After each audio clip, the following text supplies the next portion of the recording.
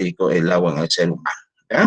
Entonces, son esas 4 competencias. Entonces, miren, pero para iniciar nuestro tema, tenemos que hablar de la importancia biomédica. ¿Por qué debemos de conocer el agua? Miren, nosotros estamos mostrando aquí la composición química del ser humano. En buena cuenta, aunque no parezca, el ser humano es una solución. Da la apariencia que nosotros fuéramos una estructura sólida, ¿no? Completamente, un mayor porcentaje de sólidos, fluidos, da la apariencia que, pero no. Miren, el ser humano tiene adulto al menos, tiene mayor porcentaje de agua. Se ve en la parte inferior, podemos mostrar ahí que el ser humano tiene un 65% de agua y es el solvente o el disolvente que va a utilizar en todos los ambientes, en todos los denominados líquidos biológicos, tanto intra como extracelulares. ¿Listo? Solo miren en el adulto como ustedes, solo el 35% son solutos, de los cuales algunos son sólidos. Por ejemplo, los carbohidratos, los lípidos, las proteínas, los ácidos nucleicos, los minerales y vitaminas. Sin embargo, existe otro grupo, por eso hemos pasado acá al lado derecho, que está viendo los protones. Son muy importantes, miren los protones, como iones que van a participar de forma importante en el funcionamiento, sobre todo de las proteínas. En realidad, de la mayoría de moléculas que están ahí. Pero va a ser más claro, miren, en las proteínas. Y dentro de las proteínas, como van a revisar, están pues las enzimas. Y los gases, y hablar, el oxígeno, que es muy importante, que vamos a ver aquí en el curso de bioquímica, y el CO2, que van a ser señalado también en lo que es equilibrio básico. Asimismo, miren, suele haber, no forma parte, no se necesita el nitrógeno, que, como ustedes saben, está en mayor porcentaje en el aire, dentro de la composición, que el aire es el casi el 80%. Tanto entonces, en un proceso de inspiración, ingresa nitrógeno al ser humano, y ya sabemos entonces que este nitrógeno no puede ser utilizado por el ser humano. Va a estar en algunos líquidos biológicos, como la sangre, las articulaciones, y puede provocar algún tipo de daño. Su presencia, cuando se haga algún tipo de mal funcionamiento o simplemente cuando se vaya a desarrollar algún tipo de actividad, como ustedes lo van a ver en el curso de fisiología. ¿Listo? Muy bien, entonces tenemos 35% de solutos y 65% de agua en el ser humano. El agua de por sí sola tiene su importancia porque representa además el mayor porcentaje en la Tierra. 3/4 de la Tierra es agua. Entonces es la molécula más abundante que existe en el globo terráqueo, nuestra Tierra. Asimismo, miren, cuando nos adentramos en el ser humano y podemos notar que hay diferentes presentaciones del agua que está mezclada con estos solutos que hemos señalado.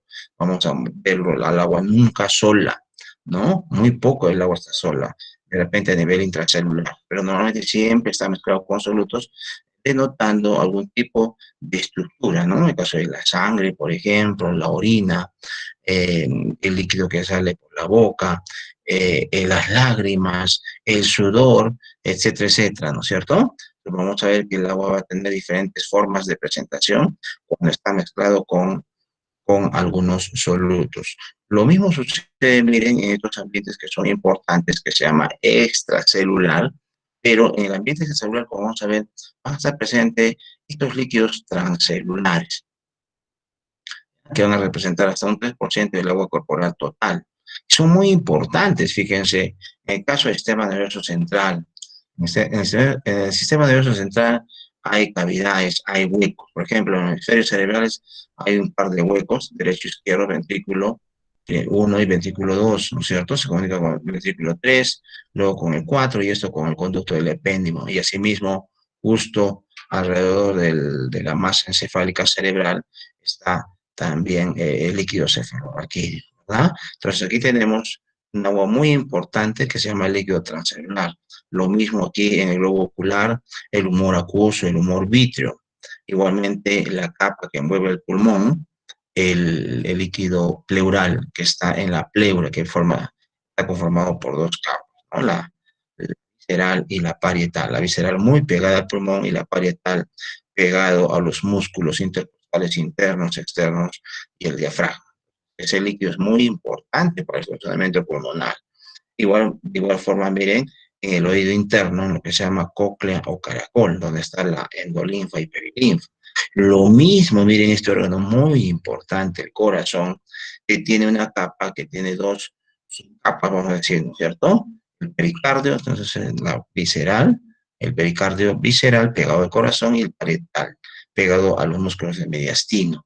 Y también, miren, en las articulaciones, el líquido sinovial para buen funcionamiento de los huesos. Y ni hablar entonces del peritoneo, donde está el líquido peritoneal que estamos viendo a las vísceras, donde están los intestinos como, como estructuras morfológicas muy importantes. Entonces, miren, estos líquidos transcelulares representan un porcentaje de agua que va a permitir el buen funcionamiento de estos órganos importantes, el sistema nervioso central, el corazón, etcétera, etcétera. ¿Listo? Entonces, miren, por sí sola, el agua resulta ser muy importante por la abundancia que está en la naturaleza, como hemos mostrado, que representa el mayor porcentaje en el ser humano. En el adulto hemos visto no olvidar 65%. Entonces, en esta primera competencia, nosotros estamos viendo que primero tenemos que recordar qué porcentaje de agua hay en el adulto. Siempre vamos a tener más, bien, 65%, y así lo hemos representado en la figura. Pero en los diferentes estados de desarrollo del ser humano, esa es la primera competencia, va a haber diferentes cantidades de agua, diferentes porcentajes de agua, ¿no es cierto? Por ejemplo, en el embrión, que vemos aquí en el lado izquierdo, puede llegar hasta un 97%. Fíjense, que el ser humano que se está formando va a tener mayor porcentaje de agua. No olvidar esto, por favor. Hay un poco menos, quizás algunos dicen 95, 94, hasta 90%, pero puede alcanzar, como estamos hablando, 97%. En el recién nacido también se ha visto que puede alcanzar hasta un 80%. Cuando ustedes vayan por el hospital, hagan sus conversaciones, de repente pueden entrar de pronto al área de neonatología de los recién naciditos, vamos a encontrar ahí que en promedio se debe manejar 78%. Sin embargo, si como hay rangos, ustedes dicen 80%, hay que explicar por qué, ¿no es cierto? Pero el promedio que se maneja es 78%, pero estamos poniendo máximo 80% en un recién nacidito, neonato, máximo que alcanza 28 días. Y en el adulto nuestro, como hemos señalado, como ustedes o yo, estamos en 65%. ¿Ya? Y en el anciano, miren, ha disminuido la cantidad de agua, puede llegar al 50%. En algunos casos señala hasta 45%. Y entonces uno dice, el anciano entonces no necesita agua, no, sí necesita, sino que las condiciones fisiológicas, la actividad que realiza, hace que pueda tener esta menor cantidad de agua.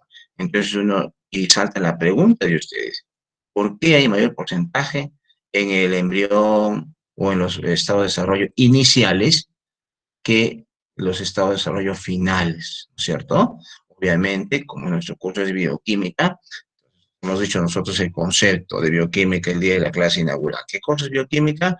Son las reacciones químicas que ocurren en el ser humano. Nosotros somos puras reacciones químicas. Todo lo que sucede en nosotros son reacciones químicas. Desde que nos llevamos un alimento en la boca, comienzan a ocurrir reacciones químicas. ¿Sí? Por ejemplo, en la digestión, en la absorción, ya ni hablar cuando va a ingresar estos alimentos ya propiamente al medio interno, luego a la célula. Son puras reacciones químicas. Entonces, quiere decir que mientras más reacciones químicas se está realizando el ser humano, como en los estados iniciales, en el embrión, entonces necesita más agua. Porque si disminuye esta cantidad de agua, quiere decir que no va a poder desarrollar eso y va a peligrar la vida. Ni hablar en el recién nacido, ¿no? En el recién nacido, miren que tiene 80% como máximo, no puede perder más del 10% de agua, digamos, en cualquier proceso, ¿no? Puede estar en un ambiente donde tenga mucho calor y pierda agua, ¿cierto? O si no, un proceso diarreico. Por eso en los neonatos tienen que tener mucho cuidado en las pérdidas de agua y electrolitos, ¿no? Pero el agua es muy importante, por eso se ha estimado que un recién nacido que puede llegar a perder 10%, prácticamente ya murió. En algunos casos, algunos pacientitos neonatos pierden el 8% del agua, pues van a así estar en estado de coma, peligrando entre la vida y la muerte. ¿Ya?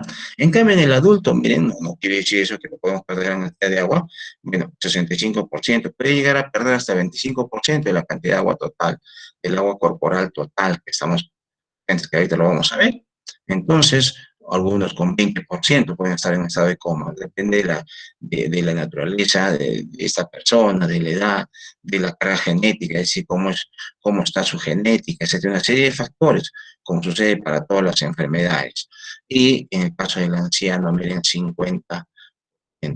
No es que no necesite, sino que la condición fisiológica, en el caso del anciano, células envejecidas, propiamente órganos envejecidos y en general el ser humano, entonces por eso es que como ya no realiza reacciones químicas, es que disminuye la cantidad de agua. Entonces uno dice, ¿cómo podemos mejorar en el adulto? Porque tenemos aquí rangos en realidad, en el adulto va de 60 a 70%, en el neonato de 70 a 80%, y aquí en el embrión de 90 hasta 97%. Hay rangos. Entonces uno dice, en el caso del adulto, ¿cómo podemos mejorar para poder tener mayor cantidad de agua? Igualmente en el anciano, ¿no?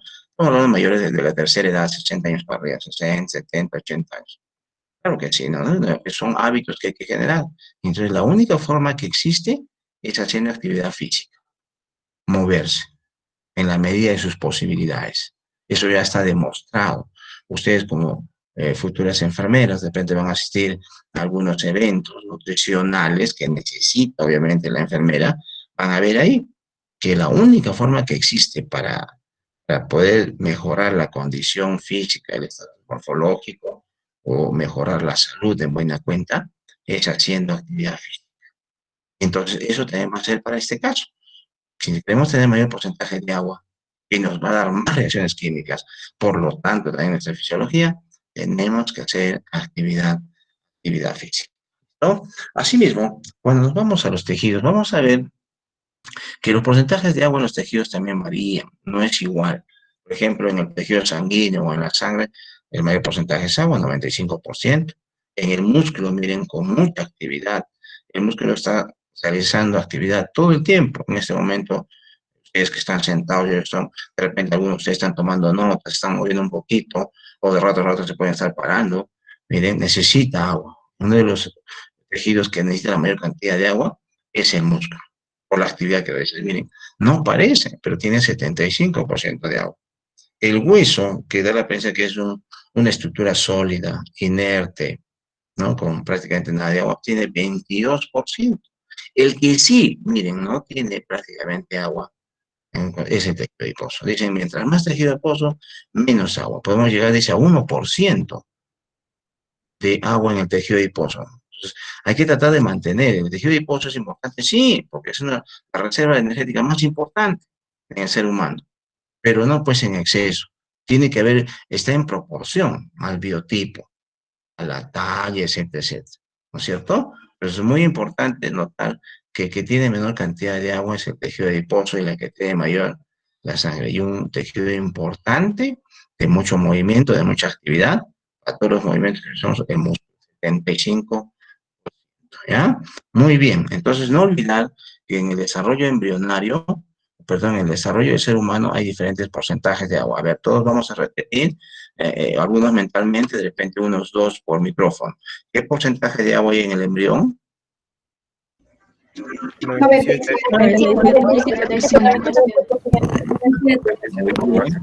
En el recién nacido, 80.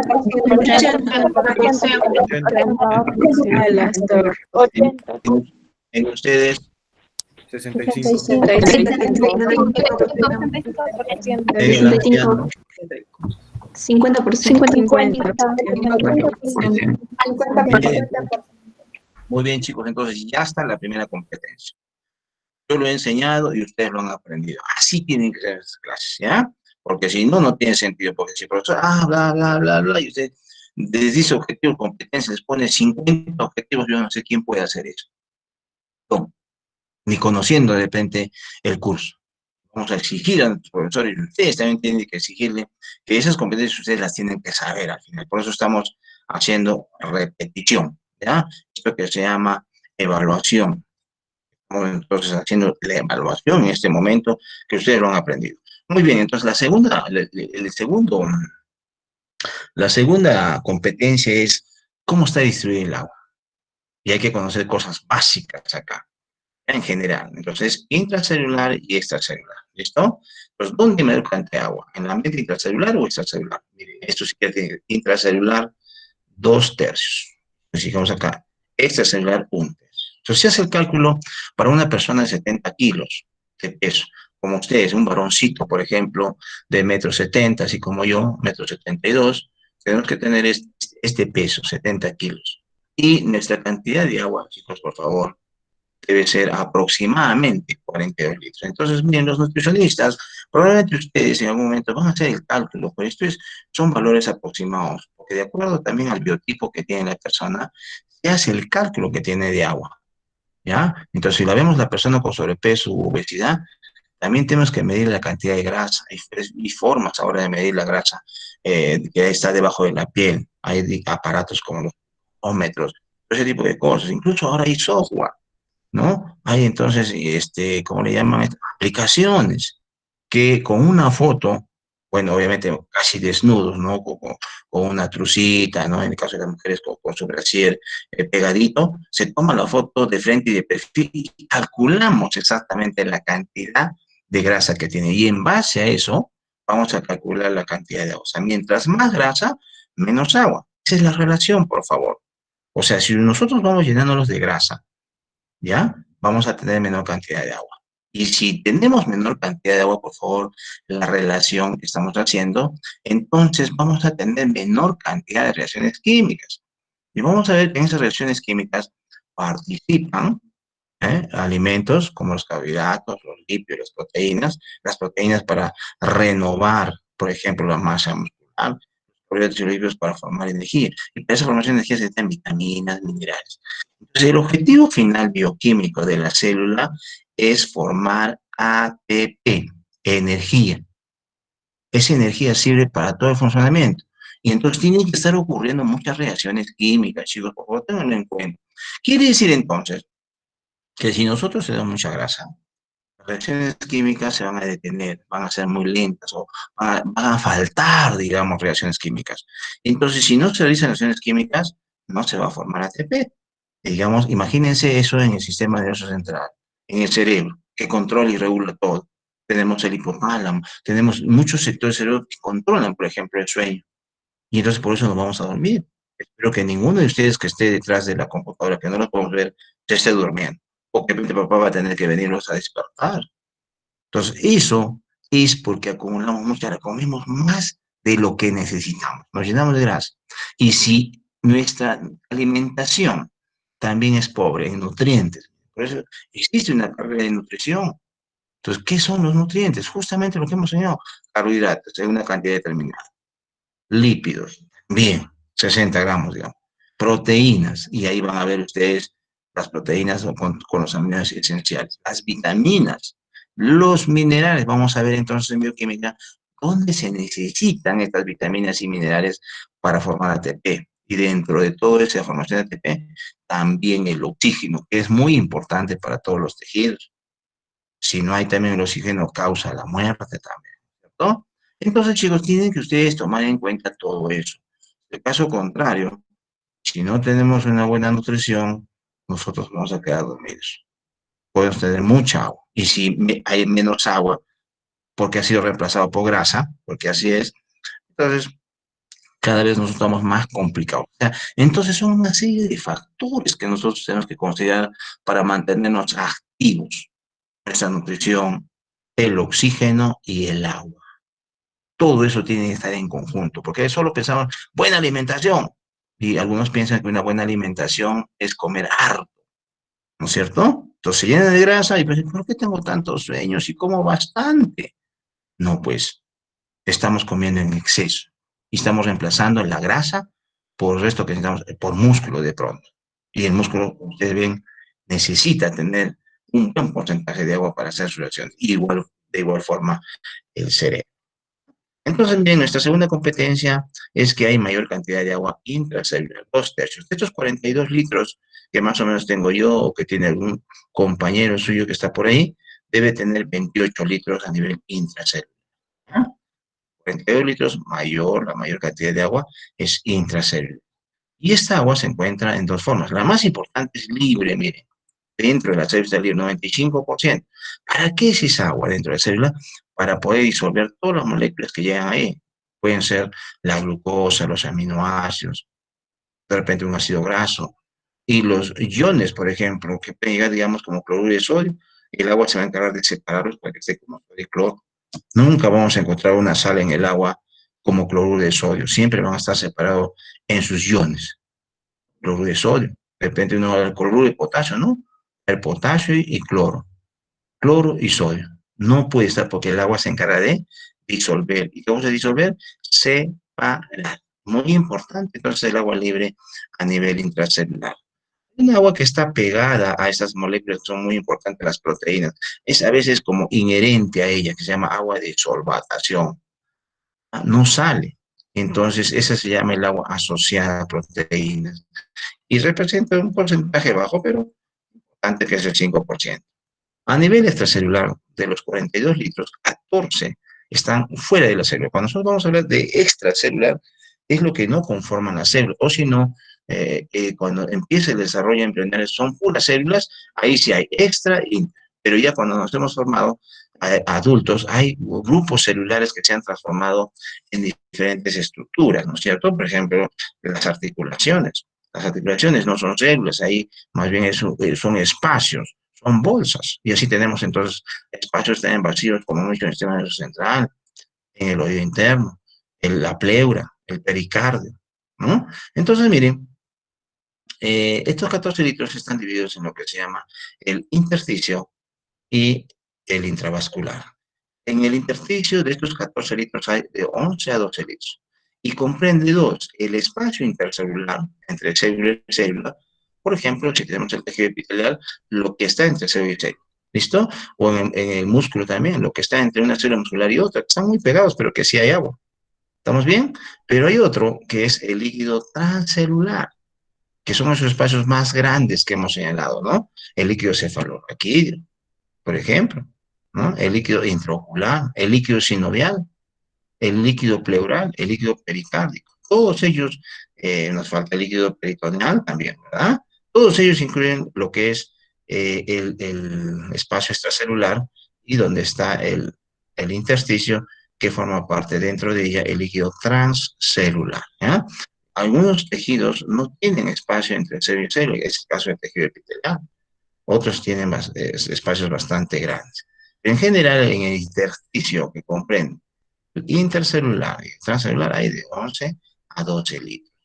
En el intravascular hay de 2 a 3 litros que comprende la sangre y la linfa. Todo eso es lo que corresponde a lo que es distribución de la célula intra y extracelular. ¿Listo? Muy bien. A ver, veamos si hemos respondido nuestra competencia. A ver, el espacio intracelular, ¿cuántos litros de agua hay?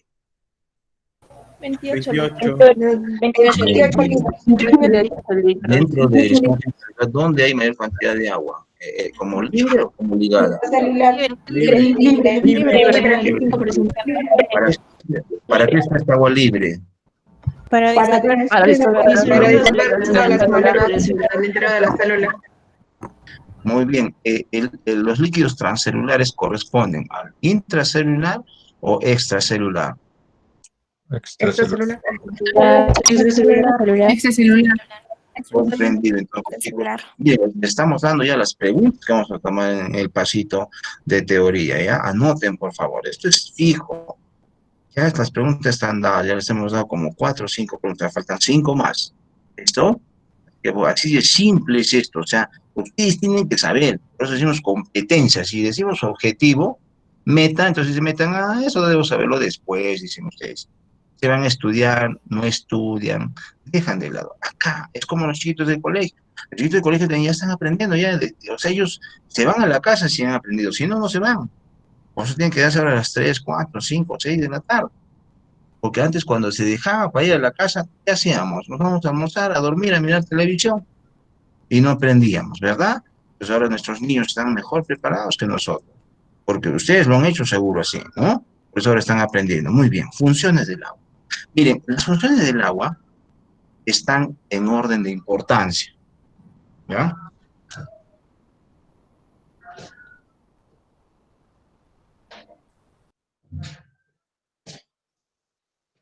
Las funciones del agua están en orden de importancia, o sea, sobre todo miren, estas dos primeras quiero que las sepan. Esta es la tercera competencia de esta primera parte. De la primera competencia, perdón, esta es la tercera competencia. Y estas dos primeras son las más importantes. Disolvente universal. ¿Qué cosa es ser disolvente? Hemos dicho que disolver es separar. El agua, todo lo que ve o todo lo que llega al agua, el agua lo quiere separar. Eso se llama disolver. Si llega la sal, como cloruro de sodio, y si tiene la oportunidad de interaccionar, lo hace. Reacciona con ella y lo separa. Lo va a separar el cloruro de sodio en sodio y cloro. Si es cloruro de calcio, lo va a separar en sodio y, perdón, en potasio y cloro. ¿Sí? Si llega algo de grasa, va a intentar interaccionar el agua y lo va a querer separar. Y algún tipo de grasa, como los ácidos grasos, que más o menos quiere interaccionar con ella y hace el intento de separar el agua, pero puede interaccionar con ella. Así viene la glucosa, ¿no es cierto? Igual, cada miles de moléculas, por ejemplo, la separa. O en el caso de la sacarosa, que tenemos moléculas de sacarosa en un terrón de azúcar, ustedes ven, echan el terrón de azúcar al matecito o al agua, ustedes luego ven que ha desaparecido, ya no está el terrón, sino lo que pasa es que se han separado en sus respectivas moléculas de sacarosa. Entonces, ¿qué cosa? El agua separa. Y como las moléculas son mucho más pequeñas, porque en un gránulo de azúcar hay miles de moléculas sacarosas juntas, entonces lo que hace el agua es separarlas. El agua quiere separarlo todo. Y eso es muy importante ya en el ser humano. ¿Por qué? Porque el organismo humano va a procesar moléculas pequeñas. Para el funcionamiento de una célula se requiere entonces que estas funciones en forma individual. Por ejemplo, la glucosa. Si llega la glucosa a la célula, esta va a ser metabolizada por muchas enzimas, muchas reacciones químicas, para que esto se convierta en energía. El sodio, por ejemplo, no puede llegar como cloruro de sodio, tiene que ir como sodio y cloro, porque el sodio, por ejemplo, va a participar en la transmisión del impulso nervioso, no como cloruro de sodio, sino como sodio. El cloro tiene otras funciones, el calcio también, pero así como ion, no como cloruro de calcio, por ejemplo. ¿Sí? Por eso es muy importante que el agua esté presente en el ser humano para que pueda disolver o separar. Entonces, lo otro es una cuestión química que ustedes conocen.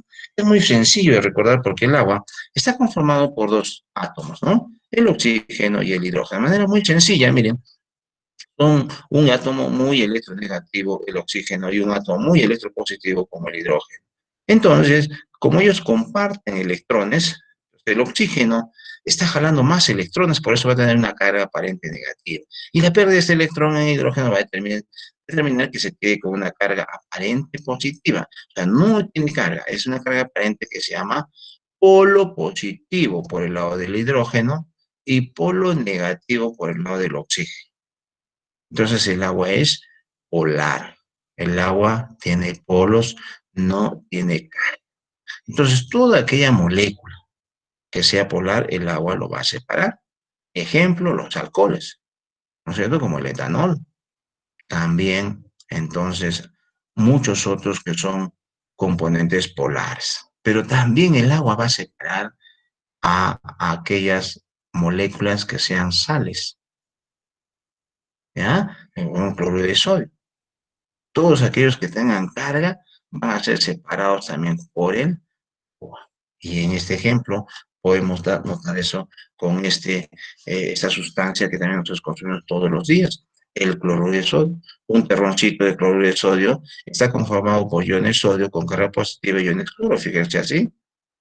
Y entonces cuando vamos a colocar este gránulo de cloruro de sodio, este terroncito al agua, vamos a ver entonces cómo el agua inmediatamente va a interaccionar. Entonces, miren, las moléculas de agua que están representadas aquí con color rojito y plomito, eh, eh, el, el oxígeno con su polo negativo, cuando estamos señalando con el láser, el hidrógeno con su polo positivo, interacciona, miren, con el cloro por el lado positivo. Quiere pegar a él como un imán, así más o menos es, ¿no es cierto? No está pegado, sino que está interaccionando por el polo, con la carga negativa, polo positivo, y miren, lo envuelve y lo separa del sodio, en la cual otras moléculas de agua, pero por su polo negativo, también como que le están envolviendo y la separan.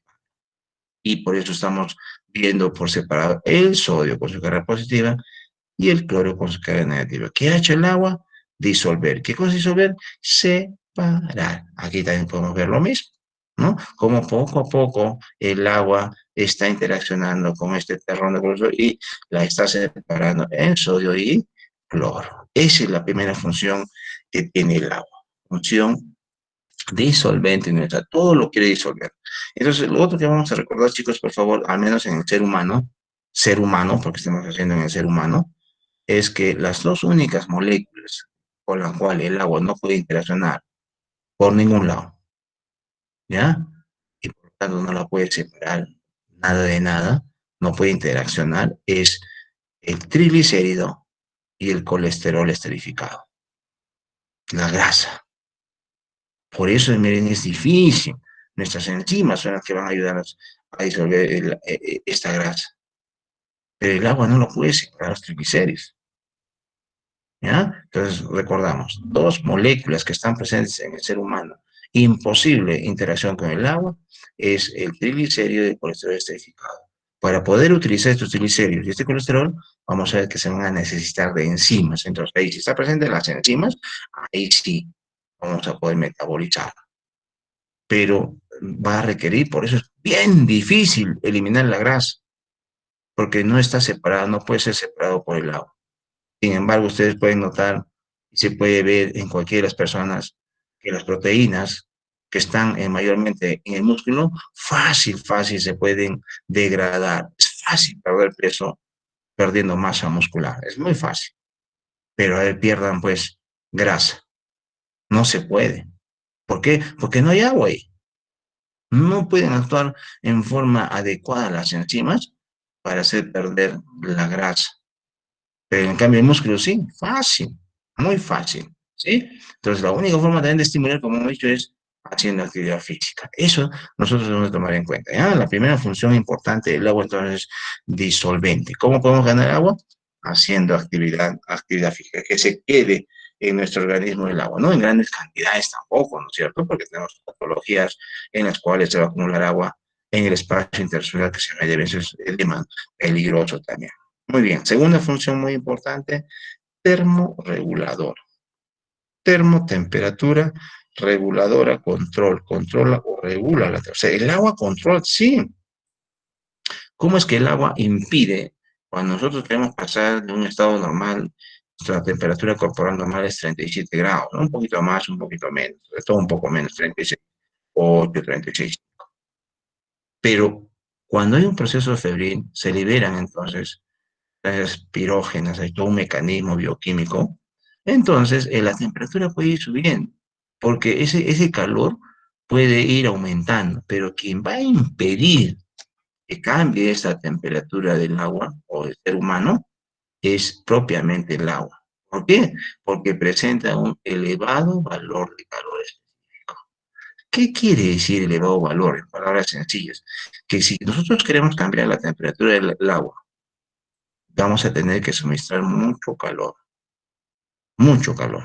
Entonces, ¿cómo es esto? A ver, esto se hace en experimentos que suelen desarrollar ustedes en cursos de química o biología, y que obviamente lo han visto también de manera remota, ¿no? Todo el año estamos así por la computadora, pero es fácil explicar. A ver, vamos a irnos imaginando, ¿ya? Estamos en casa, ustedes se van a imaginar que tienen un vasito grande, vamos a decir, ya un vaso grande, o 1 litro de agua, ¿ya? Una jarra ya listo, una jarra. O como el caso de nuestros hervidores que ahora hay eléctricos, 2 hervidores eléctricos. ¿Listo? Ya, tenemos en casa. No van a hacer eso más bien, ¿ah?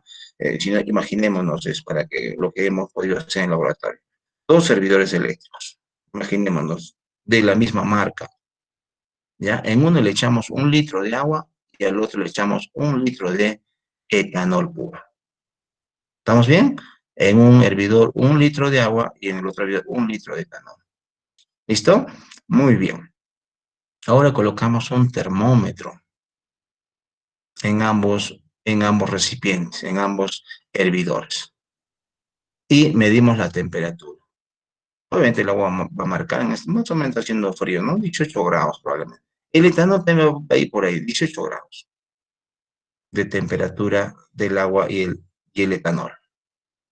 ¿Listo? Muy bien. Ahora sí vamos a enchufar y vamos a encender los servidores. Miren, qué bonito. No van a esperar ustedes ni 3 minutos, el etanol va a empezar a hervir. Menos, 2 minutos empieza a hervir. Y de pronto ustedes cuando notan que esté hirviendo el etanol, van a medir la temperatura y va a marcar 65 grados en el termómetro. O sea, rápido. El etanol necesitó muy poca energía, poco tiempo, ¿no? 2 minutos, máximo 3 minutos. El agua, nada. Ustedes esperan un poco más, bastante tiempo, ¿no? Ya 10, depende del hervidor, obviamente, 12 minutos, depende hasta 15 minutos, ¿no es cierto? Y recién el agua empieza a hervir. Y ustedes ven la temperatura, al menos en Arequipa, podría estar marcando cerca de 100, ¿no? Teóricamente decimos 94, 95. Pero miren, lo que nosotros sacamos aquí como conclusión es que el agua ha requerido mucha energía, mucho aporte de calor para hacer variar su temperatura. En cambio, el etanol, miren, poca energía. Entonces, lo mismo se aplica para nosotros. Si generamos pirógenos que van a aumentar la temperatura, van a aumentar el calor en nuestras células, en nuestros tejidos, el agua es el que va a impedir que cambie esta temperatura. Entonces, demoramos nosotros en subir de 37 a 37,5 a 38. ¿Por qué? Por el agua. El agua está impidiendo que cambie la temperatura por su elevado valor de calor específico. No olvidar si quieres. Es muy sencillo, muy fácil, miren. Ustedes pueden estar imaginando en su casa y lo pueden hacer, pero con mucho cuidado. Hay que buscar un hervidor más o menos que demore un poco, porque hay hervidores muy buenos que de pronto hacen hervir muy rápido el agua, ¿no?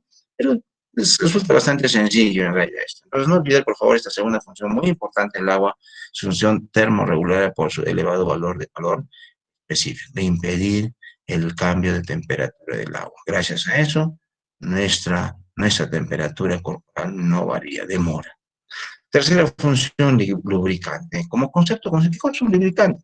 Lubricante es una sustancia que impide el roce de estructuras sólidas, de piezas, digamos. Eso se aplica bastante en los carros, los engranajes. Échale lubricante, ¿para qué? Para que los engranajes no se deterioren, no se maloran. Evitan que entonces este aceite, este lubricante, evita que rocen las piezas sólidas, rígidas del acero, en carros, en bicicletas, en motos, en lo que sea, en empresas grandes. Pero en nosotros también tenemos piezas que quieren rozar, son los huesos. Y entre hueso y hueso tenemos entonces una bolsita llena de líquido sinovial que va a impedir el roce de los huesos. Si se pierde por diversas razones, malas acciones que son saltar mucho, muy fuerte, golpes, caídas o genéticamente, entonces al perderse este líquido sinovial, tiene como solutos, por ejemplo, el ácido hialurónico con el disulfato, entonces los huesos rozan y esa enfermedad se llama artrosis.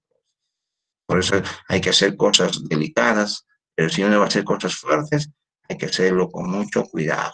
¿Ya? Muy bien. Cuarta función, transporte. El agua tiene abundante cantidad de agua.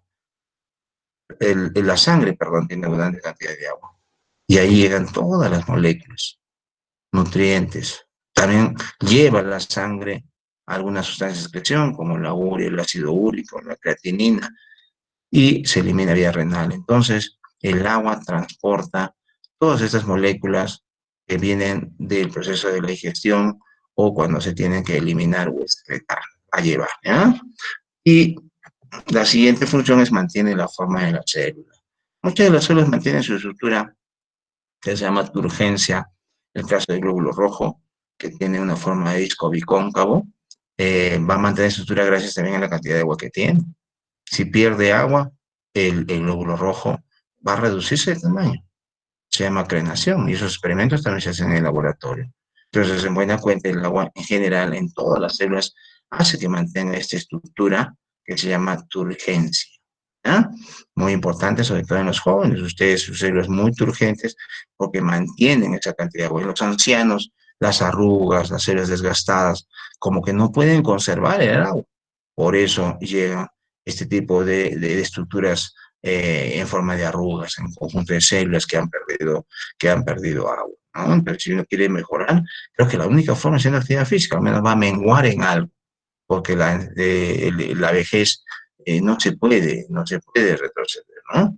Muy bien, en general, entonces, chicos, para lo que es funciones del agua, tercera competencia, todo proceso bioquímico y fisiológico se realiza en medio acuoso, es decir, ¿no? Vamos a ver entonces si hemos aprendido otra vez nuestras evaluaciones orales, a ver qué función del agua hace que no variemos de temperatura. Termorregulador. ¿Por qué? ¿Gracias a quién? Su elevado. Muy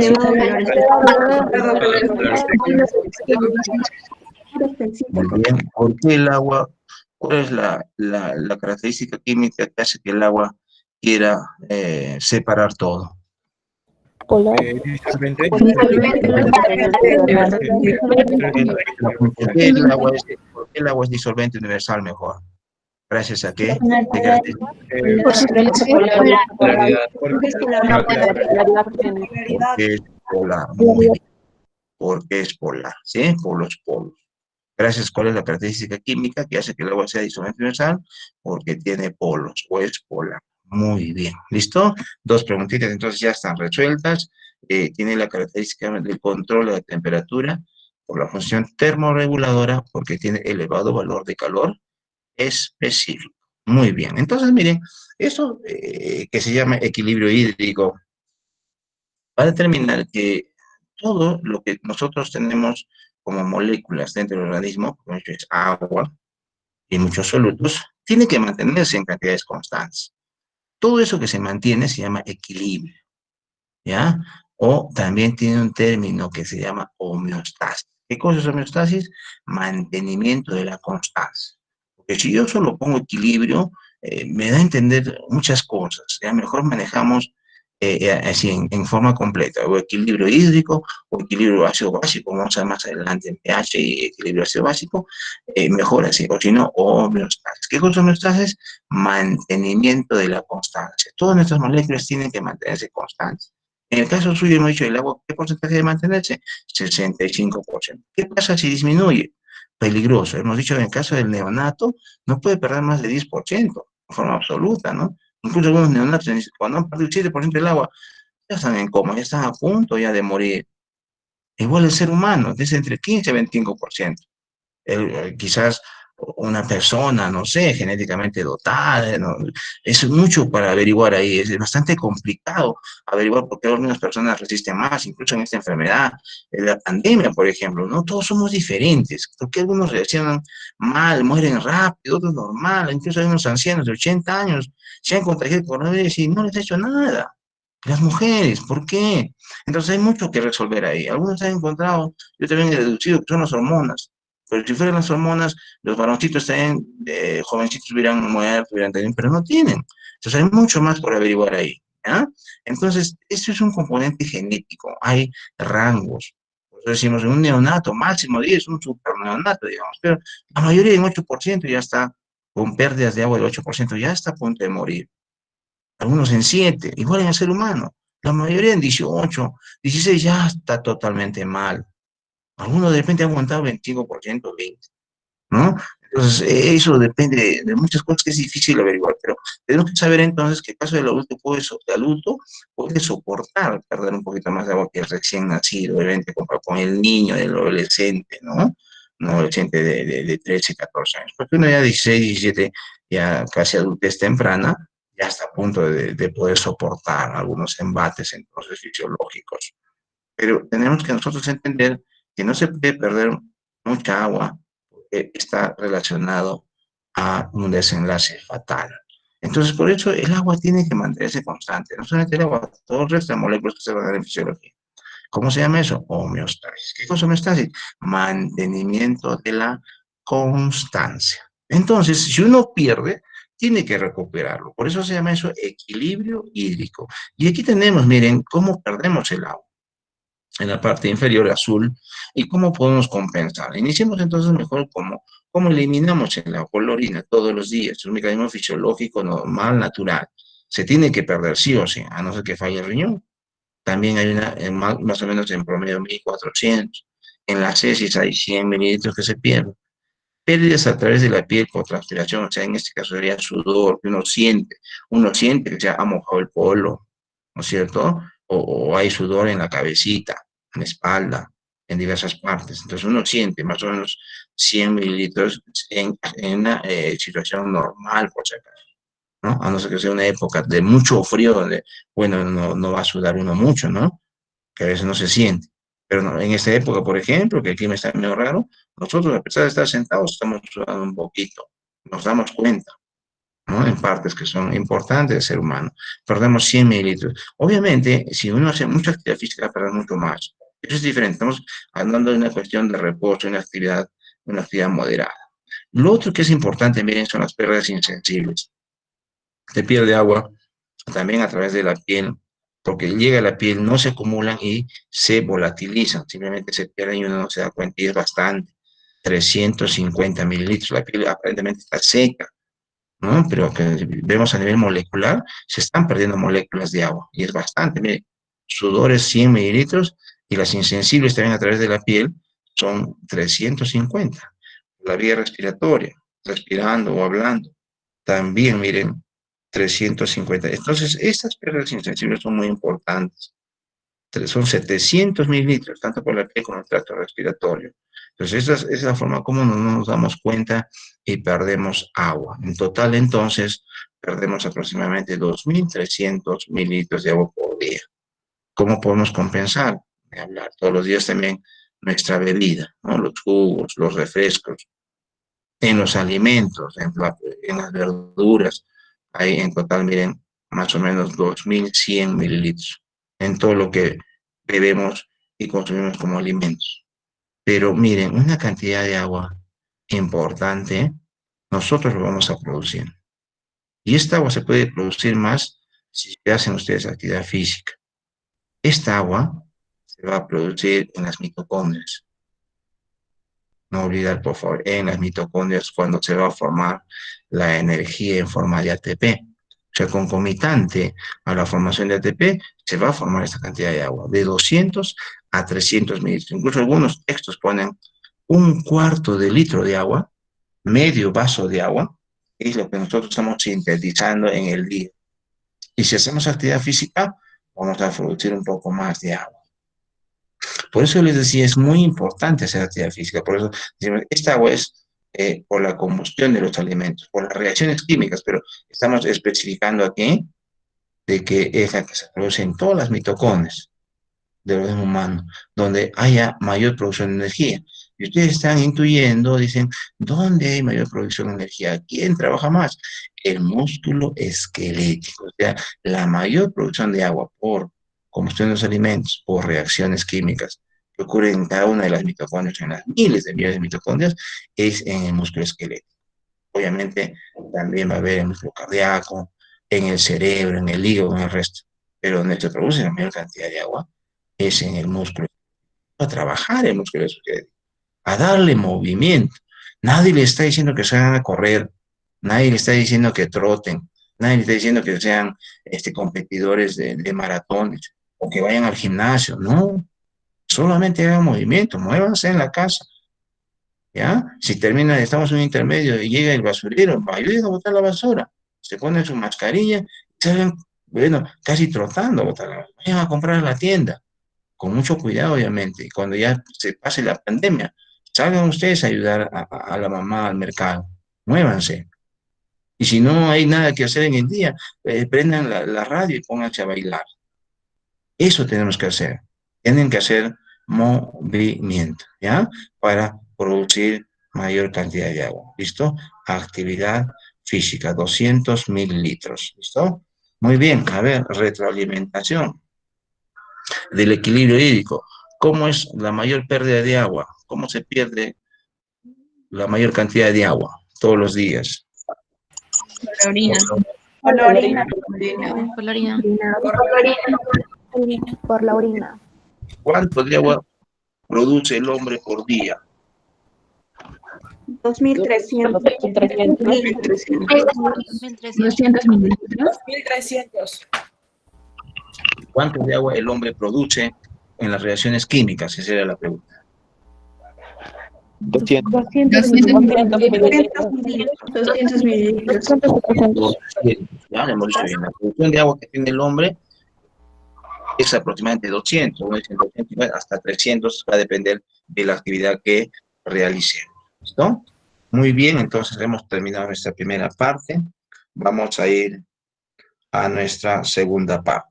Es pH y equilibrio ácido básico. Competencias para esta segunda parte. Uno dice, conoce la concentración de hidrogenados de los líquidos biológicos del ser humano. Me interesa más el de la sangre. Vamos a compararlo con el resto, ¿ya? Dos, define los ácidos y bases fuertes y la acidez real y acidez titular. Tres, analiza el producto iónico del agua. Esa es, digamos, una competencia que no la vamos a aprender tan bien, sino que es para deducción, como dice, analizar nada más. Y cuatro, explica el mecanismo de acción de los principales bases de buen humano. Entonces, la primera, la segunda y la cuarta las tenemos que conocer, ¿ya? Para nuestro pasito y sobre todo para nuestro conocimiento. Entonces, ¿por qué hablamos de equilibrio ácido básico? ¿A quién se refiere ácido básico? En realidad, miren, se refiere a este ion que se llama hidrogenión o protón.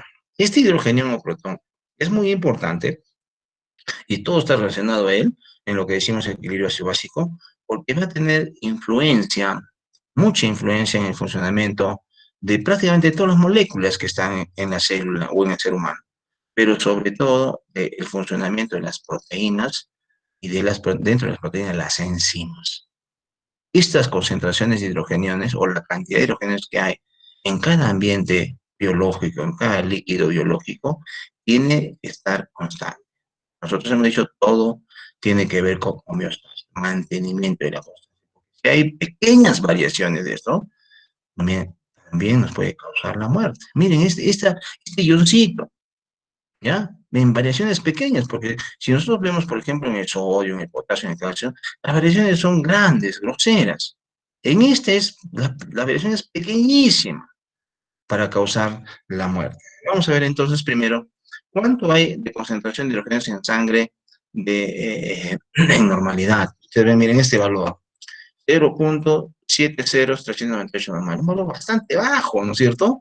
Miren, cuando ustedes de repente han escuchado en el curso de química, en el colegio, de repente ahora en el primer curso del primer semestre de química, decían, ay, ácido clorhídrico 0, 1 normal, ácido sulfúrico 2 normal. Entonces, esas son concentraciones altísimas.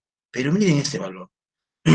Concentración de hidrogeniones 0.0070. Y esto tiene que mantenerse constante en la sangre.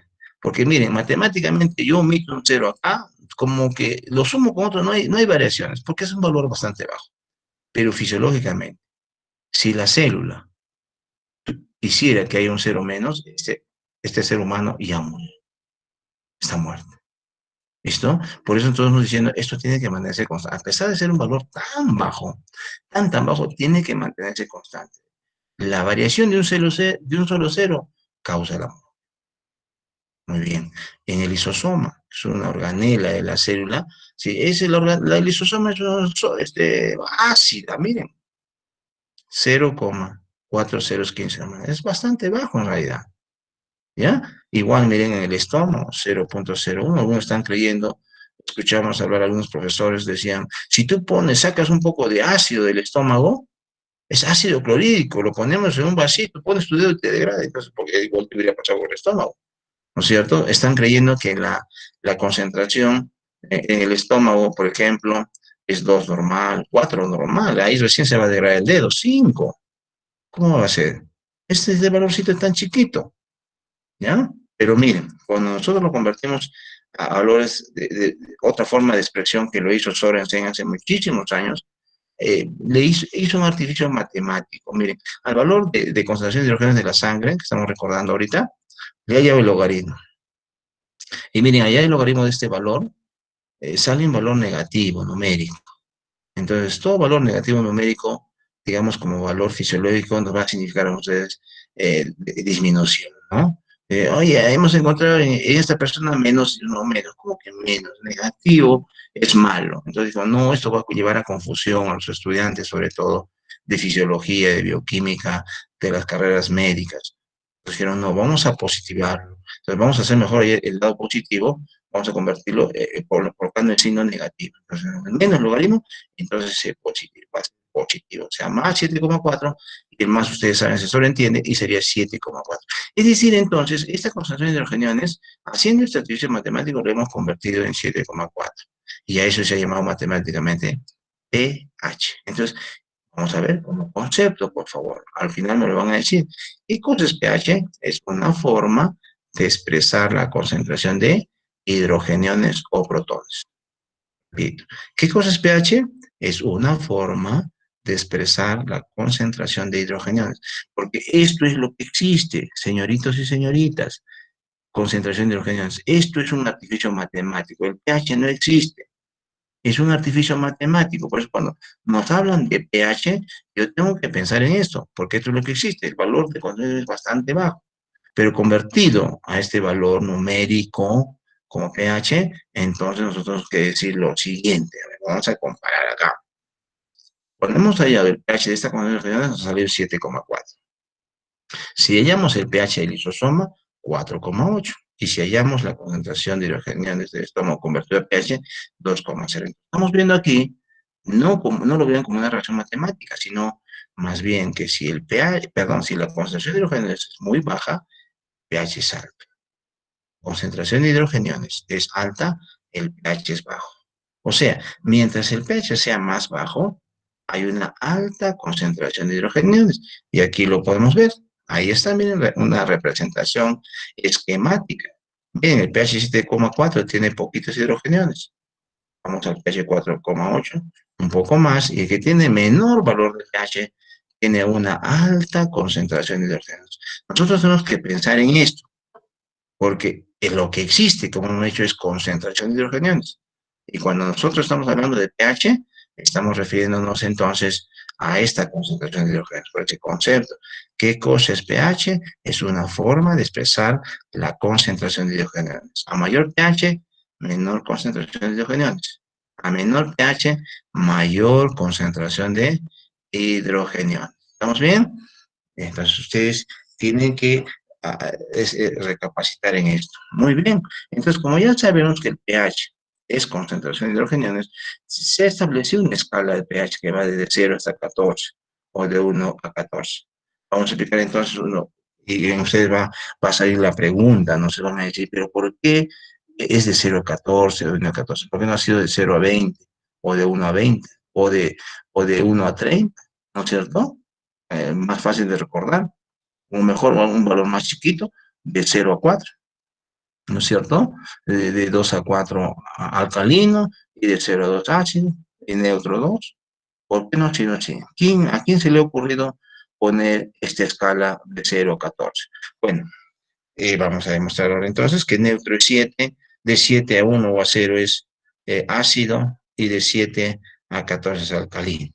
¿Pero de dónde viene? Esto viene, miren, de esta competencia que hemos puesto indicando de que hay que analizar el producto iónico del agua. Justamente era para eso. O sea, el producto iónico del agua nos va a determinar la escala de pH es por el grado de disociación que tiene el agua. Fíjense, en un litro de agua, aquí, eh, algunas moléculas de esta agua se van a disociar, se van a ionizar en oxidrilos y protones. Entonces va a haber una misma cantidad de protones y oxidrilos.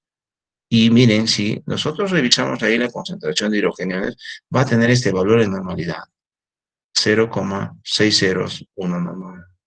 Y si nosotros le llamamos el logaritmo negativo, sale 7,0, o sea, como pH, ¿no es cierto? Y los oxidrilos van a tener el mismo valor. Si llamamos el logaritmo negativo, que en este caso se llamará pOH, es 7, de tal manera que la suma de los dos va a salir 14. Por eso la escala del pH es 14. Es decir, entonces, palabras sencillas, todo está basado en la disociación o en la ionización del agua. Entonces, por eso dice, todo aquello que influya hidrogeniones en este producto iónico del agua, va a hacer que varíe el pH. Por eso, entonces, como estos dos se neutralizan, el pH del agua es 7. Por eso el pH del agua es 7.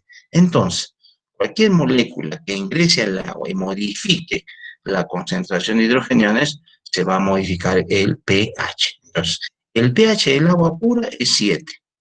Ustedes imagínense ahora en casa, tomen un vasito con agua y digan, este vasito con agua tiene pH 7, ¿ya? A ver, imagínense, si no está cerca entonces la cocina donde estamos nosotros, ya agarren un vasito con agua, así como lo estoy haciendo yo, estoy justo poniendo agua en un vasito y voy a decir entonces que este vasito que contiene agua, que me voy a tomar un poquito, tiene pH 7. ¿Listo? Chicos, miren, a mi lado tengo justo una sustancia que le voy a echar a mi vasito. Hagan también ustedes lo mismo en casa. ¿Ya? Cualquier sustancia, ya, vamos a imaginar eso, ¿listo? Miren, yo sí lo estoy haciendo. Le estoy echando a mi vaso una sustancia que aumenta la concentración de hidrogeniones. ¿El pH sube o baja?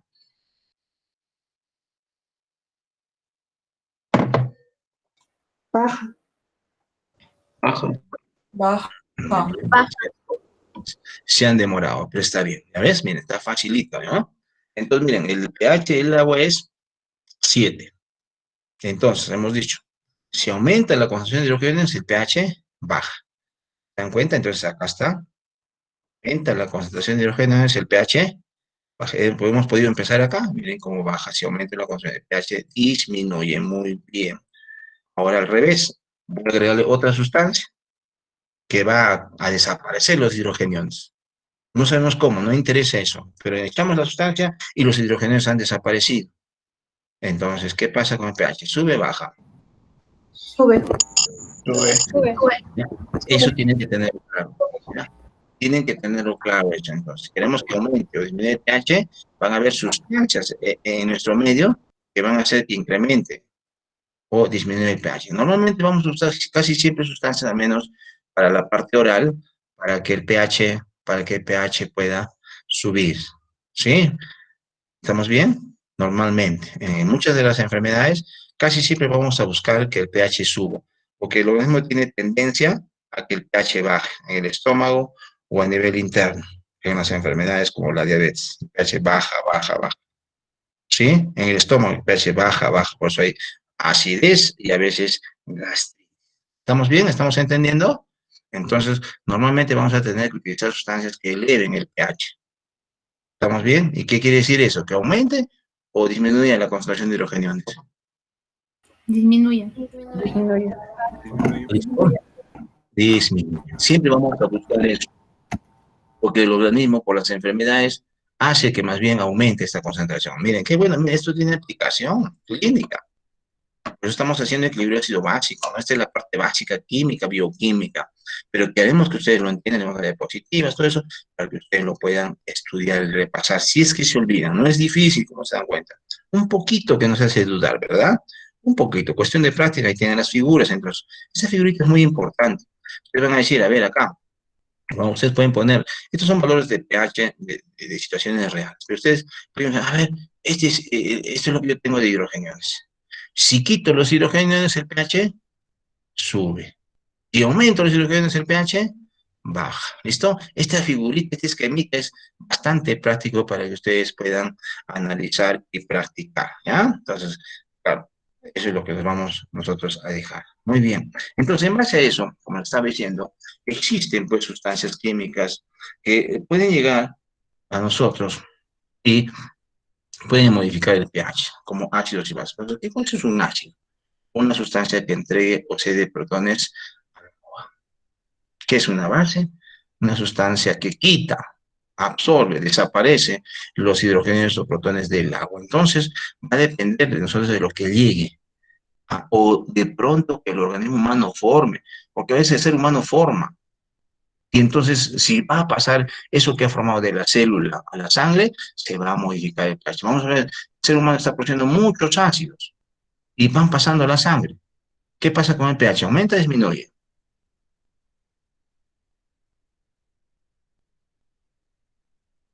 Otra vez, Miren, normalmente vamos a revisar que el pH de la sangre es 7,4 y debe mantenerse constante.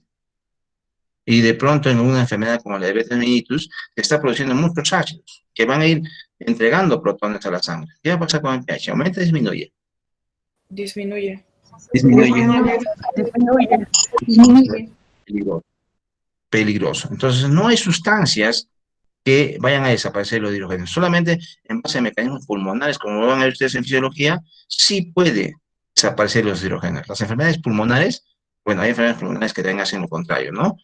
Van a hacer que aumente los hidrógenos, pero normalmente van a hacer que disminuya. Y entonces ahí va a tener que ver cómo mantenemos ese pH. Pero normalmente los ácidos que produce el ser humano normalmente van a hacer que el pH disminuya o que aumenta la concentración de hidrogeniones, ¿ya? Porque eso es un ácido. El ácido entonces entrega protones. La base quita los protones y hace que el pH aumente. ¿Listo? Entonces, miren, nosotros en el ser humano podemos nosotros tener y producir ácidos fuertes. ¿Cuáles son los ácidos fuertes? El ácido clorhídrico y el ácido sulfúrico. Pero estos nunca están así.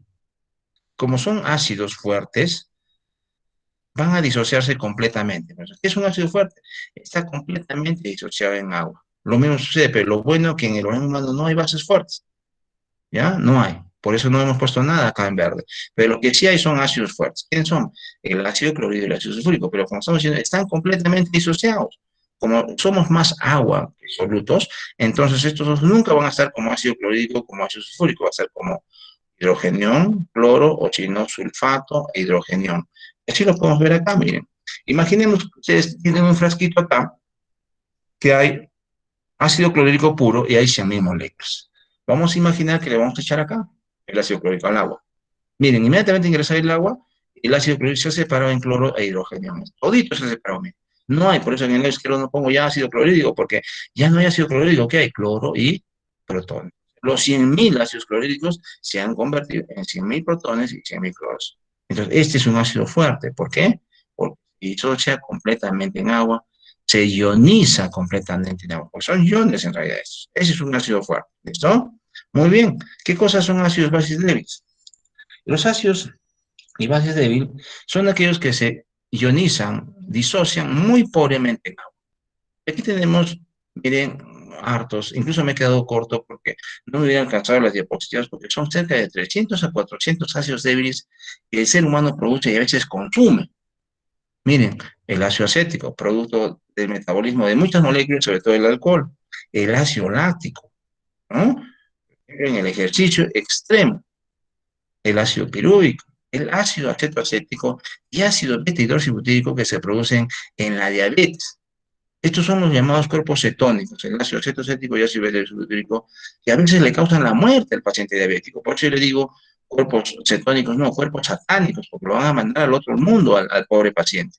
No olvidar, por favor, de estos ácidos, al menos en el curso de bioquímica. Ácido acetoacético, ácido beta-hidroxibutírico, el ácido propiónico, producto de la degradación también de algunos ácidos grasos. Miren, eso consumimos en la dieta, el ácido palmítico, el ácido esteárico, en la grasa de la dieta. ¿Ya? Entonces, lo que más producimos, lo que ves consumimos, son ácidos débiles, que se disocian muy pobremente en agua. La única base débil que hay en el ser humano es el amoníaco. No hay más. Son poquitos, entonces, miren. ¿Cuántos ácidos fuertes? Ácido clorhídrico y ácido sulfúrico. Ácido débil, bueno, hay bastantes. Pero al menos por ahora les digo, les ruego que recuerden el ácido acetoacético y el ácido beta-hidroxibutírico, que son los cuerpos cetónicos que se producen en la diabetes mellitus. Y la única base débil es el amoníaco. ¿Sí? Entonces veamos el mecanismo de acción. Un ácido débil como el ácido acético, miren, igual que el ácido clorhídrico, como estamos representando. Vamos a ver que un frasquito hay 100.000. Lo voy a colocar en agua. Miren, ¿cuántos se han ionizado? Solamente 2. La mayor cantidad permanece unido. ¿Ya? 99.998. Permanece unido. Entonces, por eso dice, ¿cuál es el concepto de ácido débil? Es aquel que se ioniza, si vamos a la derecha, muy pobremente en agua, o sea, muy poco. La mayor parte permanece como ácido. ¿Listo? Entonces, miren, veremos. Si nosotros notamos cuánto hidrogenión ha producido un ácido fuerte. Es todo lo que tiene como concentración, ¿verdad? ¿Estamos bien? En cambio, un ácido débil produce muy poco. Entonces, la forma de poder saber cuántos hidrogeniones ha producido un ácido es midiéndole el pH. ¿Sí? ¿Cuántos hidrogenos libres hay en nuestro recipiente, digamos acá? Hay que medirle aquí el pH. Entonces, pues chicos, comparemos. Vamos a medir el pH acá. Porque primero tuve en el frasquito aquí y vacié el contenido y nosotros sabemos que produce esto. Tiene esta cantidad como solución. Y acá veamos aquí también esta cantidad como solución. Es la misma que hay, miren, ácido fuerte, ahí está, 100.000, ácido débil, 100.000. Los dos le hemos agregado un frasquito, ¿sí? Y medimos el pH. ¿Quién tiene el pH más alto? ¿El ácido clorhídrico o el ácido acético?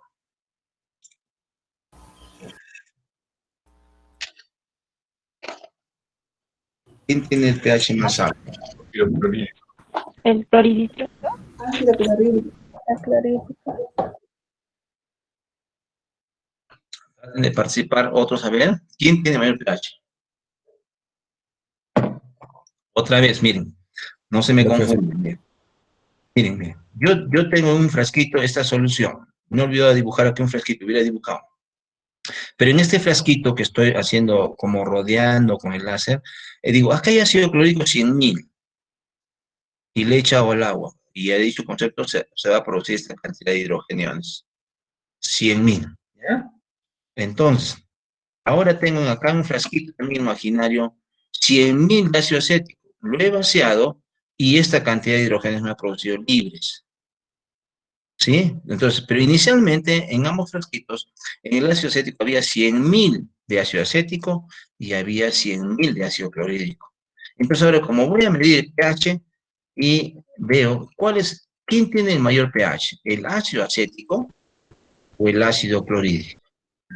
El ácido El ácido clorhídrico. El ácido acético. Clorhídrico.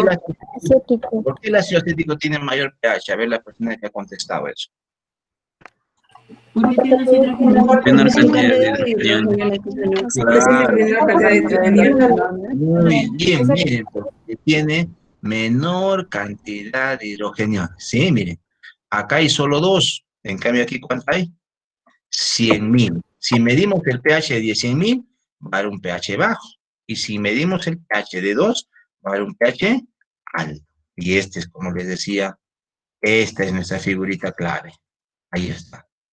Un valor, una concentración de hidrogeniones baja, pH alto. Una concentración de hidrogeniones alta, pH bajo. ¿Sí? ¿Estamos bien?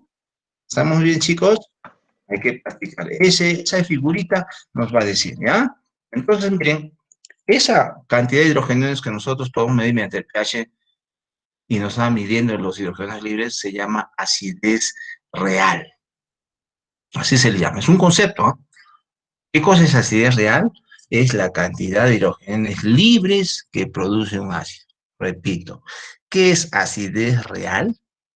Cantidad de hidrogeniones libres que produce un ácido. O sea, lo que puede liberar. En cambio, la acidez titulable es más bien los hidrogeniones que tiene el ácido. Entonces, miren, acidez real es la cantidad de hidrogeniones libres que produce o libera un ácido. En cambio, la acidez titulable es la que tiene el ácido. Entonces, en este caso, la acidez titulable es pues la concentración que tiene. El ácido acético tiene 100.000 y el ácido clorhídrico también tiene 100.000. Entonces, cuando nosotros medimos lo que se llama acidez titulable, va a ser igual en el ácido clorhídrico, el ácido acético que tengan la misma concentración. Pero ¿quién va a ser diferente? La acidez real, porque eso es lo que libera en forma libre como hidrogenóis. Entonces siempre la acidez real va a ser más alta en el ácido fuerte, pero medido como pH va a ser más bajo, va a producir mayor cantidad de hidrógenos, obviamente si tienen la misma concentración. Ahí está, miren, 100.000 y 100.000. ¿Listo? Pero me interesa más, chicos, por favor, la acidez real. ¿Qué nos denota la acidez? El pH. ¿Qué quiere decir un pH bajo? ¿Alta acidez real o baja acidez real? Alta acidez real. Alta acidez. Alta Claro. acidez. Tiene muchos hidrogeniones, ¿verdad? Tiene demasiados hidrogeniones. Eso es entonces acidez real. ¿Listo? Ahí está, acidez real y acidez titular. La última parte, por favor, es la que también nos interesa, la última competencia. ¿Qué son los buffer? ¿Qué es un amortiguador? Son sinónimos, ¿ya?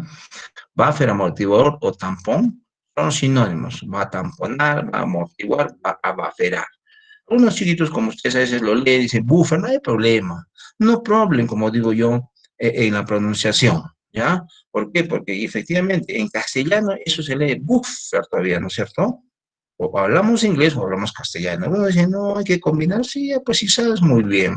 Pero si no, no problem. Buffer, o bufferar, o bufferar. Amortigua, amortiguador. Tampona, tampón. Entonces, ¿qué cosas son estas sustancias que están en el ser humano? Son aquellos que se van a oponer a los cambios bruscos de pH o concentración de hidrogeniones. Es decir, entonces, en palabras sencillas, los buffers van a hacer que el pH se mantenga constante. El pH no va a bajar muy rápido ni va a subir en el ser humano porque estos buffers lo van a impedir. Y es bueno, es muy bueno que estén presentes los buffers, porque imagínense que si baja el pH o sube, eso va a ser muy peligroso, como vamos a ver. ¿Ya? Entonces vamos a pasar rapidísimo acá mejor. Acá, miren. El pH de la sangre, hemos dicho en promedio 7,4, pero tiene un rango pequeño, de 7,35 a 7,45. Esto tenemos que mantenerlo constante. ¿Cómo hemos denominado a mantenimiento de la constancia? ¿Cómo se llama mantenimiento de la constancia? Homeostasis. Chicos y chicas, señoritos y señoritas, esto para todo. Tiene que mantenerse constante. Miren, ¿qué pasa si baja?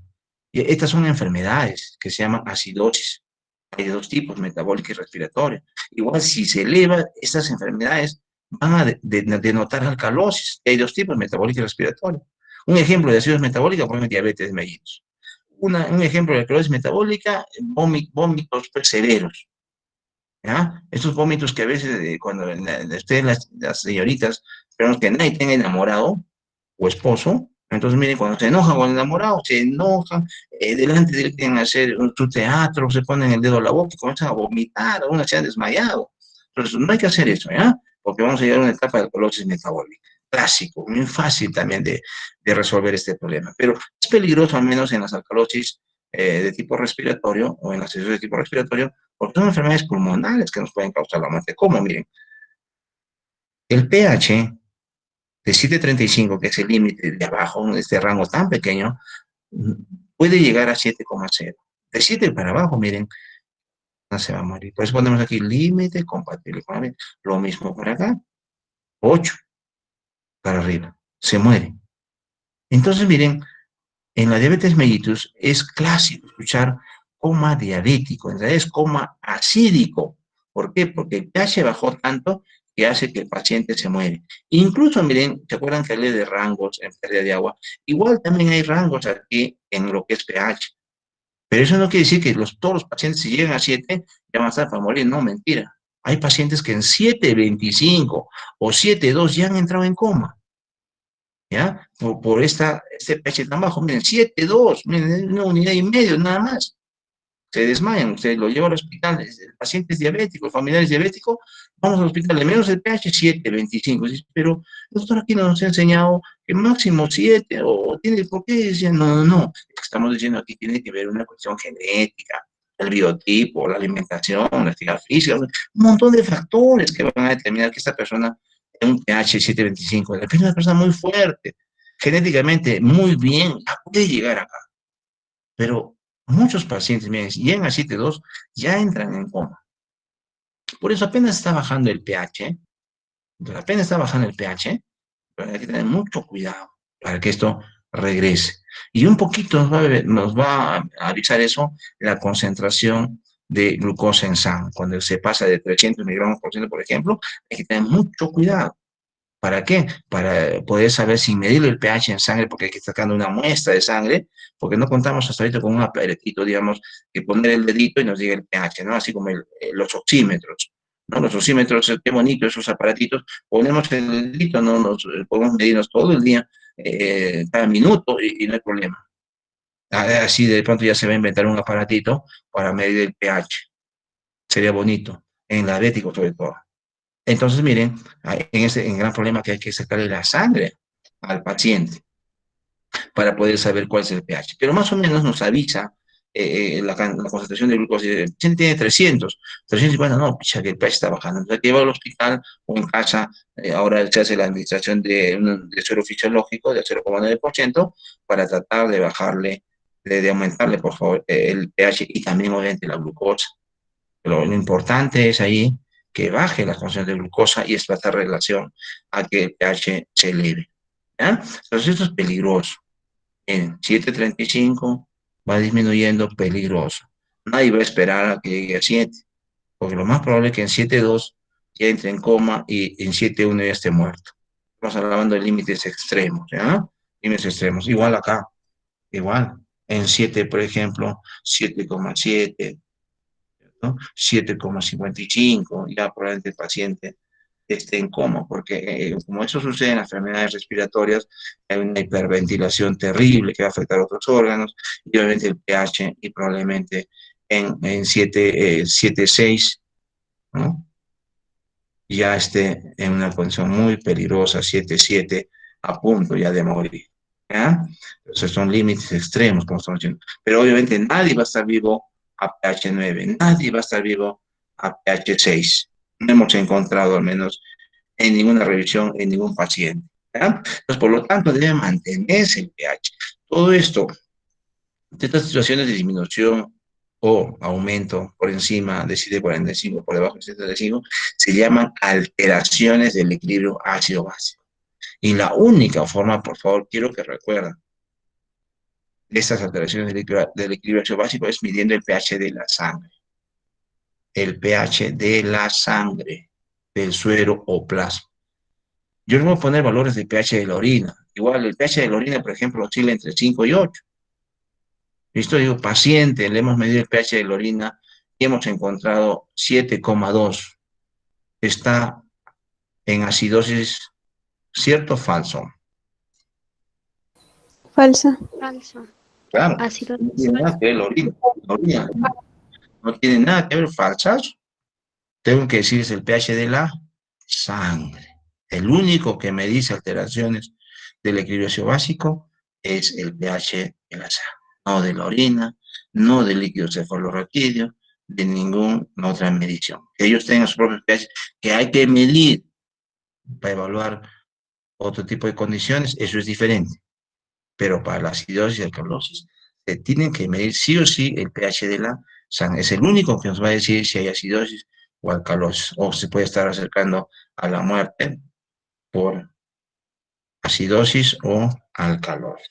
Entonces, ¿quién hace que se mantenga este pH? Los párrafos. Tenemos 3 sistemas.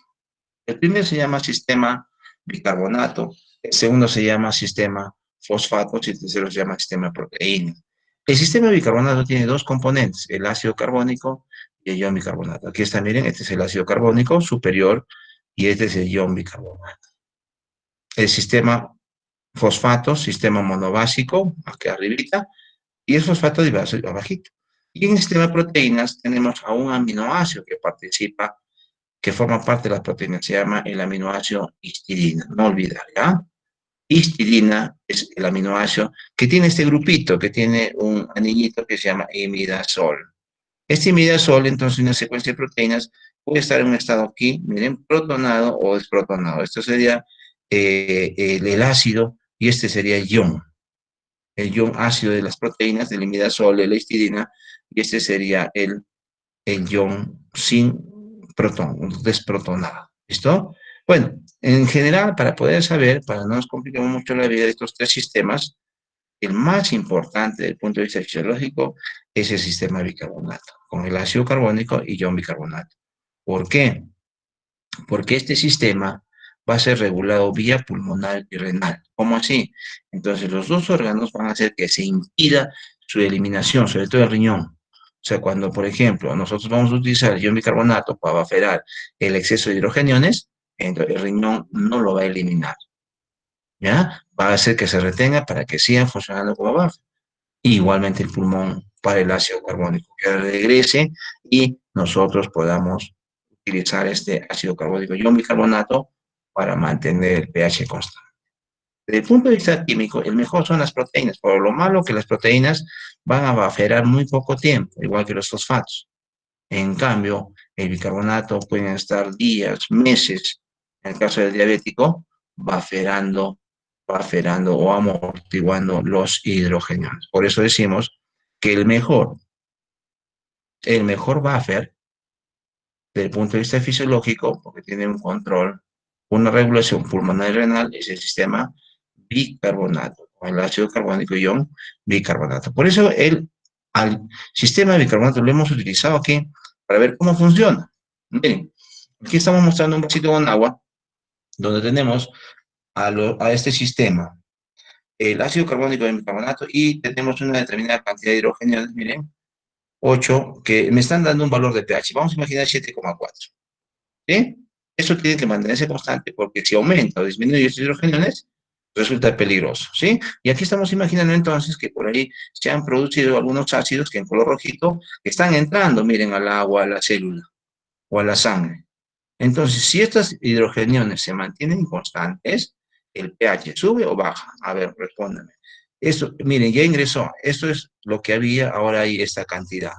¿Qué está pasando con el pH? ¿Sube o baja? Baja. Peligroso, ¿verdad? Que baje. ¿Estamos bien? Peligroso. Entonces, miren, ¿qué va a pasar? Este ion bicarbonato es el que va a ir atrapando a los hidrogeniones, por una flechita, y lo va a convertir en ácido carbónico. Entonces, en buena cuenta, va a desaparecer estos hidrogeniones, va a ir desapareciendo, esto va apareciendo, y desaparece, y estos hidrogeniones iniciales van a mantenerse constantes y el pH no va a variar. ¿Cuánto puede soportar esto? Bueno, no se sabe cómo, no se sabe. Puede ser días, meses, años. Pero en el momento que ya no pueda bufferar porque ya se desgastó la célula, entonces ahí baja el pH y puede causarle la muerte. Es muy difícil determinar eso, pero ustedes han visto, de repente han conocido familiares que muchas veces están con diabetes, años, está de diabetes, sí, no pasa nada. De pronto un día está en una fiesta y se desmaya. ¿Qué ha pasado? No, ya vamos al hospital. Cuidados intensivos. Pasan 2 o 3 días y le dicen, mire, ya falleció por coma diabético. Pero es bien difícil. Por lo tanto, entonces el paciente tiene que estar cuidándose, no puede tomar alcohol, no puede excederse en los azúcares, porque en cualquier momento esto puede suceder. Es que es difícil determinar eso a nivel celular. Por eso decimos los diabéticos son bombas de tiempo. No se sabe. Alguna vez ustedes dicen, no, mi papá tiene 10 años, no pasa nada. No, por favor, mentira. Son bombas de tiempo. En cualquier momento, pero no, desmayado. Pueden hacer ni una fiesta, está trabajando de fondo. De verdad, eso ha pasado con pacientes. ¿Dónde lo han traído los bomberos? No, ha estado en su taxi, ha estado en su carro. Lo hemos sacado de su carro. En medio camino, felizmente se detuvo. ¿No? De repente sintió medio cansancio, sueño, se detuvo. Porque si no, ¡pum!, se estrellaba. Así es, ¿ya? Hay que tener mucho cuidado entonces con el diabetes. Estas son las enfermedades pulmonares igual, miren, que tenemos una concentración de hidrogeniones y que también puede desaparecer, ¿no? Como los vómitos o en las hiperventilaciones. Entonces, el ácido carbónico que está en la célula, miren, se va a convertir en hidrogenión y bicarbonato. Entonces, vamos a aportar los hidrogeniones para poder mantener el pH. Entonces, por dos lados, el sistema de bicarbonato, como ácido carbónico y el bicarbonato, puede hacer que estos hidrogeniones se mantengan, o sea, el pH se mantenga constante.